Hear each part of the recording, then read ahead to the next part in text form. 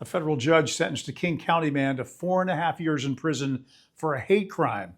The Justice Department Civil Rights Division called the crime by Adán Hernández Mayoral brutal and one that shocks the conscience. It is indeed that. In 2024, he stepped onto a King County Metro bus and unprovoked started calling an African-American passenger Rosa Parks. He told her to move to the back of the bus, and when she did move to try to get away from him, he followed her with a knife. He pushed her off the bus and tried to stab her, but she was spared from serious injury by her thick coat. Kent police arrested Hernández Mayoral later that same day. The FBI joined the hate crime investigation. In addition to the 4.5 years prison time for a hate crime causing bodily injury, the court to determine at a later date if he owes the victim restitution.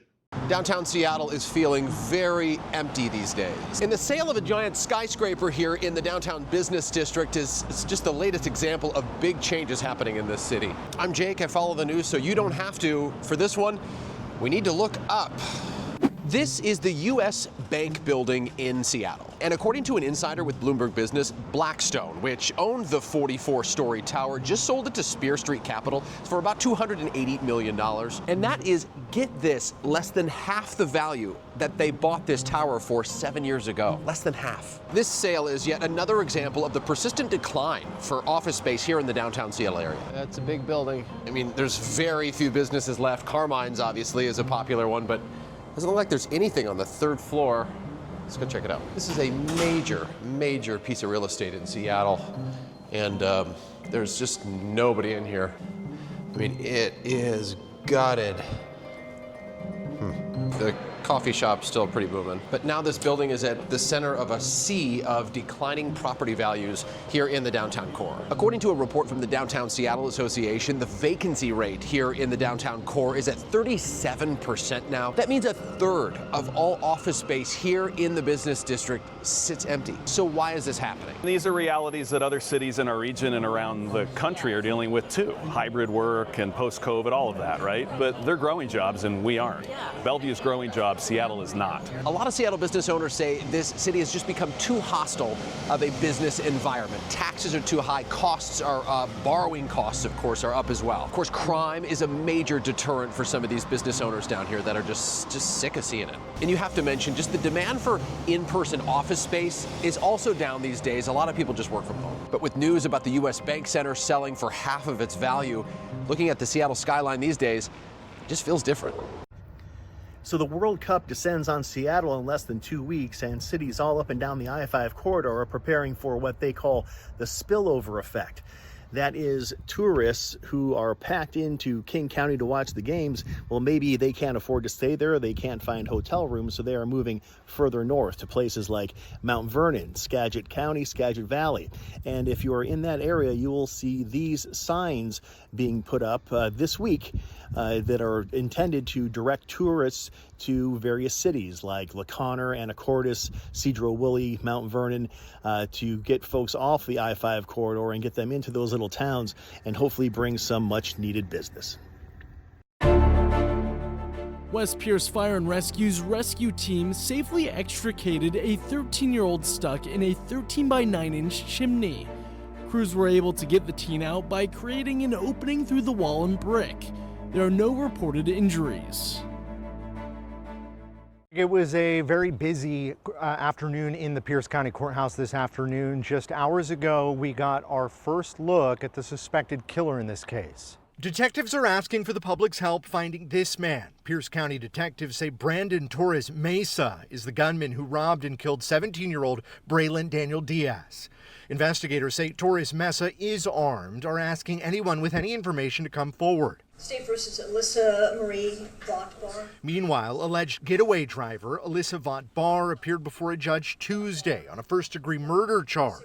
I've reviewed the charging documents, and based on my review, I do find probable cause to go forward with these charges, so I will enter a plea of not guilty on your behalf. Court documents say the teenage victim and his girlfriend were walking in a Parkland neighborhood on May 24th when a red Toyota Corolla pulled up beside them. Detectives say Torres Mesa demanded the teen's necklace, took it, shot him, and then took off. Another twist in this case, investigators believe a third person who may have been inside the vehicle is connected to this case. That person is currently in custody on unrelated charges. We're not naming that person because no charges have been filed.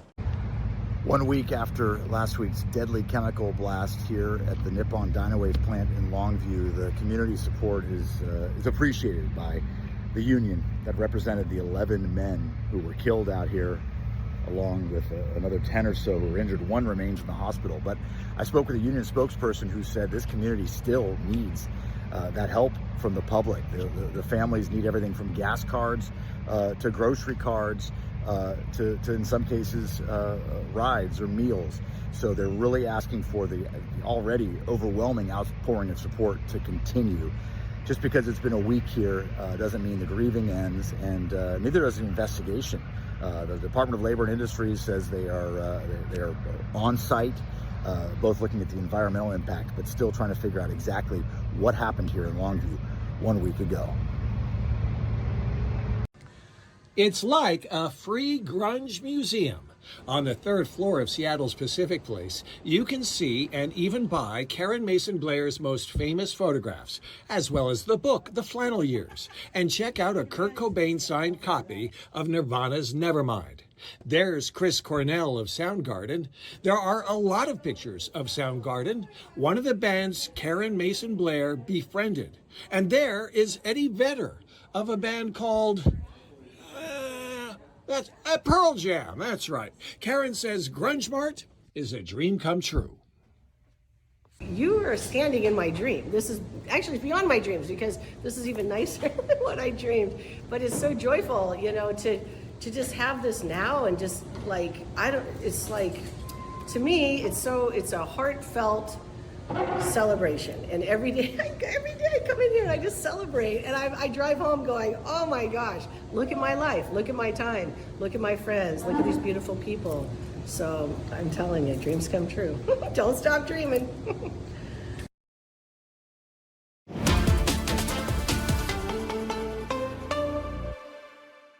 All right, guys, here in the downtown area, we are really starting to see World Cup preps get underway here ahead of the World Cup in Seattle. June 15th is the first match. This crew here putting up sort of this banner, this fencing area here in the north lot of Lumen Field, preparing for the big crowds.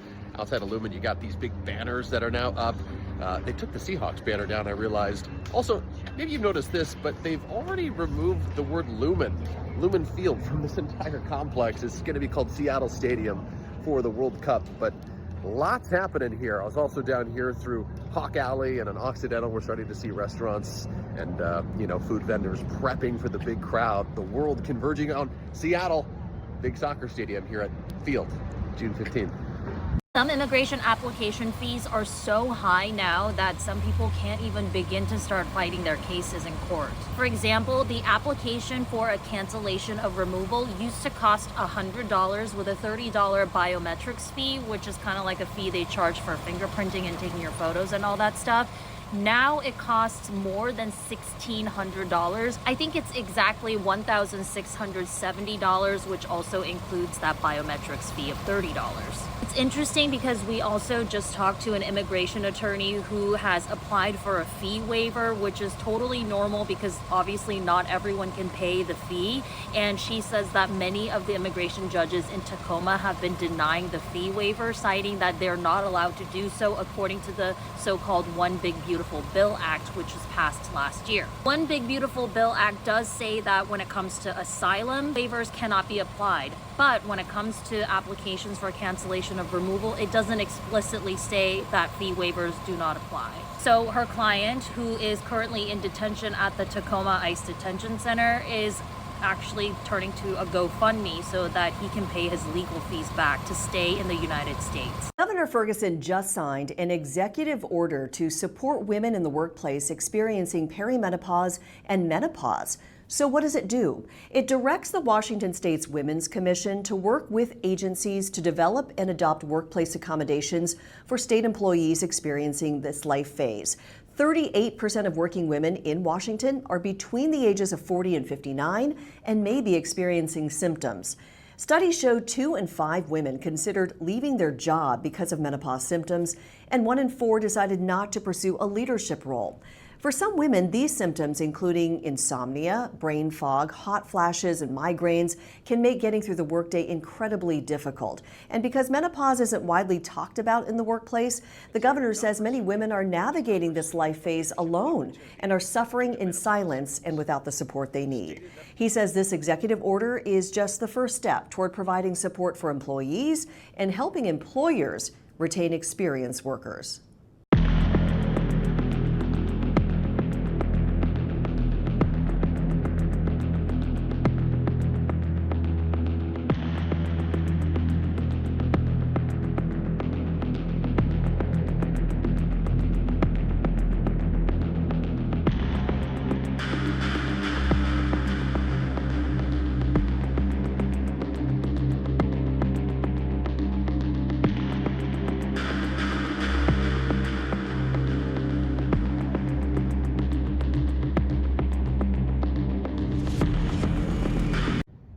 And a state attorney tells me she's never seen a case like this one. I'm talking about a years-long fraud investigation that began in April of 2024.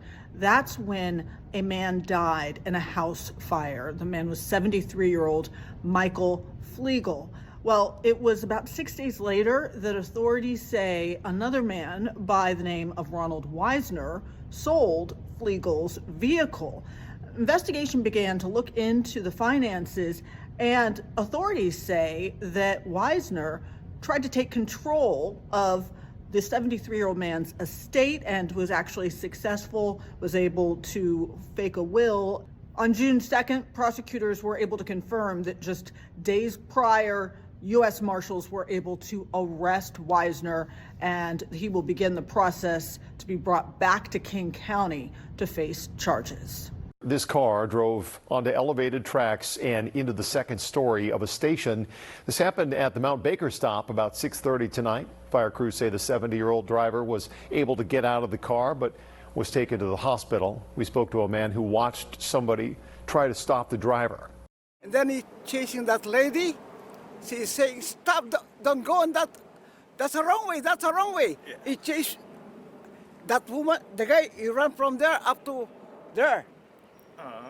But the lady still just took off. Yeah. King 5 was there as crews drove what's called a swing loader up into the station and towed the car back down the tracks. Sound Transit shut the power off while removing it. They bussed passengers between stations for a couple of hours, but the trains are now back up and running.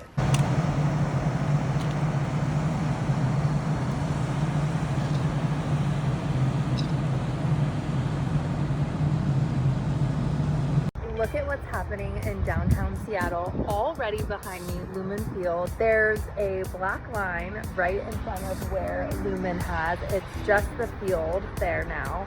Also, a ton of World Cup stuff is on there and FIFA. Super exciting. You can hear and see the excitement.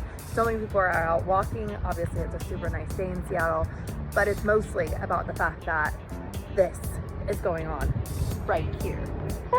Taco omakase. That is a concept I have never heard of. That's correct. That's Chef omakase. Lewis, tell me about it. Okay, so taco omakase, I don't know if you ever had omakase at a sushi restaurant. Yes. Okay, so basically it means liberated to the chef. So what you can expect at Bar Dojo is you're gonna get 10 courses of tacos. Whoa. Starting from, your lobster jicama taco, which everything starts from small to larger.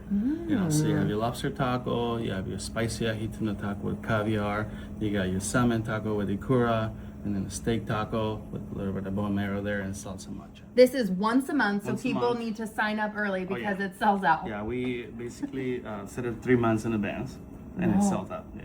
Okay, and explain the fusion for someone that hasn't been to Bar Dojo. What's the cuisine? So it's a Chino-Latino comfort food, basically. I'm Latino, one of the owners is Asian, so we decided to blend this Chino-Latino cuisine, and yeah. And it's working, let me tell you. Birria egg rolls too, my friends. 10/10 recommend.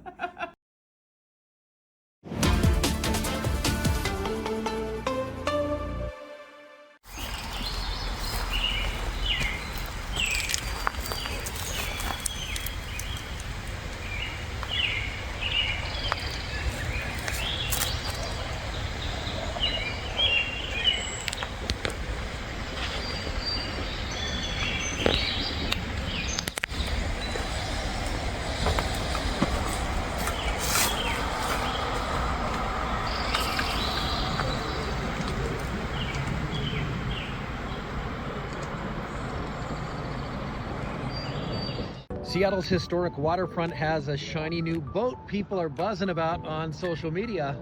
In Seattle, people know the Victoria Clipper gets you to and from Victoria, Canada daily, but now the Emerald Clipper is Seattle's first whale watching tour to leave downtown Seattle. Yeah, the Emerald Clipper is the latest addition to the fleet, expanding what the company offers beyond its well-known services to Victoria. The 103-foot catamaran was built specifically for sightseeing and wildlife excursions. It gives passengers a new way to experience the Salish Sea, and whale spottings aboard the Emerald Clipper are guaranteed, or they'll give you a voucher to come on back.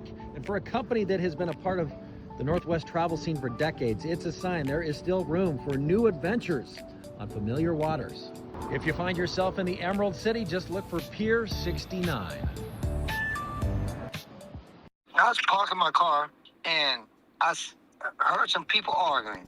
Once I seen it was a grown person that was arguing, I thought he was chastising his child or chastising somebody else's child. I heard pow, pow, pow, pow, pow.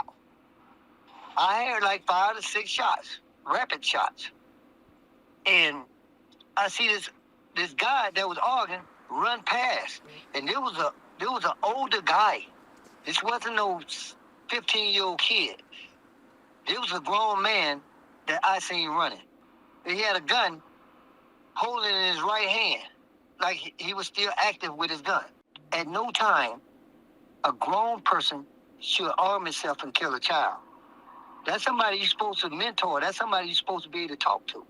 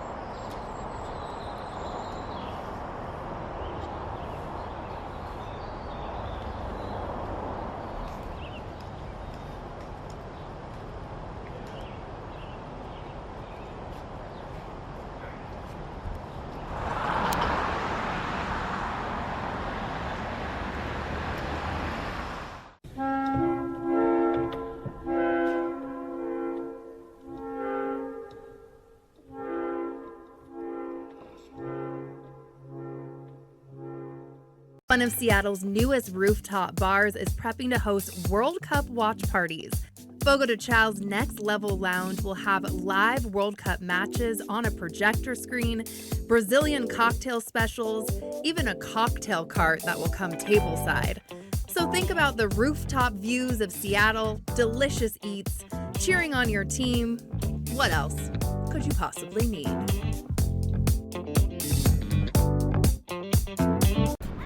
I hit the road to check out your favorite pick for horseback riding. Woo! Maybe this one, or maybe this one. We got a lot of great horses for you. They're all kind of suited towards beginners. So you're already calling me a beginner, huh? Well, we kind of call everybody beginners. What horse do you think qualifies for me right now? You'd be a good fit for Roxy. She knows the drill. She'll take care of you. 1, 2, 3. Ooh. Roxy, be nice to me. Why you think people like riding horses on the beach? This is different than your average trail ride. Most people have never even seen the ocean when they come out here, let alone to get on a horse. It's a great first experience for a lot of people that have never ridden a horse before. And the views are beautiful. It's a calming experience. Sounds of the ocean, the soft sand. On a good day, you get a nice sunset, you know, in that mid-afternoon, nice bright red, pink sky. We can't guarantee that for every ride, but we do our best. A controversial proposal to pause new data centers in Seattle is back in front of city leaders today. A city council committee is expected to vote on a plan that would temporarily halt new large-scale data center projects for a year. Supporters say the pause is needed as officials study concerns about massive power demands, pressure on the electrical grid, water use, and the possibility of higher utility costs for customers. The proposal would give the city time to consider long-term regulations before any new projects move forward.